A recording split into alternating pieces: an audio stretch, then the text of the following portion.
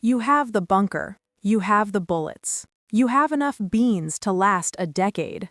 But in a real collapse, you'll be dead in the first 20 minutes. Not because of looters, not because of starvation. You'll be dead because of your own brain. When the world ends, your mind doesn't turn into a tactical computer. It turns into a liability. This is the uncomfortable truth the gear reviews won't tell you. Under extreme shock, the human IQ drops 20 points. Logic evaporates. Instinct takes over. And for modern humans, those instincts are broken. We have been domesticated. We are used to safety. So when the lights go out and don't come back on, most people don't fight. They freeze. There are 3 specific mental traps waiting for you in the dark. If you can't recognize them, all that gear is just a gift-wrapped present for the guy who did prepare his mind. Trap number 1. The normalcy bias. This is the wait-and-see killer.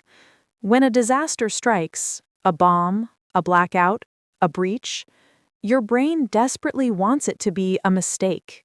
It wants the old world back. So you stand there. You look at the smoke. You check your phone. You ask your neighbor if they heard a noise. You are wasting the golden hour. While you are trying to rationalize the irrational, the predator is already moving. The predator accepted the new reality 10 minutes ago. While you are wondering if you should lock the door, he's already kicking it in. The fix: you must condition yourself to act on incomplete information. If it feels wrong, it is wrong. Move first. Apologize later. Better to feel silly in safety than vindicated in a grave. Trap number 2. The hero complex. Hollywood lied to you. You see a crisis and you think you need to save everyone. The old lady down the street, the crying family, the guy begging for water. In the old world, that's morality. In the new world, that's suicide. Resources are finite. Your energy is finite. Every calorie you give to a stranger is a calorie you steal from your own survival probability. It sounds cruel. It is cruel. But the math of survival is cold. The person screaming for help might be a trap. Or they might just be an anchor. An anchor will drag you down to the bottom just to keep themselves afloat for 1 more minute. The fix: you must establish your circle of trust now. Family, crew, that's it. Everyone else is a variable you cannot afford to solve. You can't save the world if you're dead. And finally, the quiet killer. Trap number 3. Fatigue surrender. This doesn't happen on day 1. This happens on day 14. The adrenaline is gone.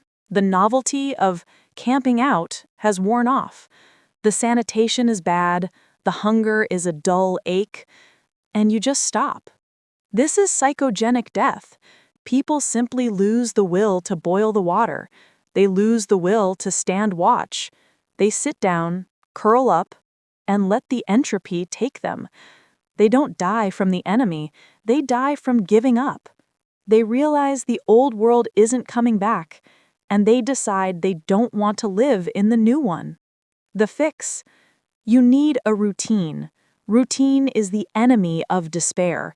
Wake up, clean your weapon, inventory food, fortify the perimeter. Do it whether you want to or not. Purpose keeps the ghost away. Survival isn't about what's in your backpack. It's about what's in your head. The normalcy bias will freeze you. The hero complex will bleed you. And fatigue surrender will hollow you out. The grid might go down tomorrow or 10 years from now.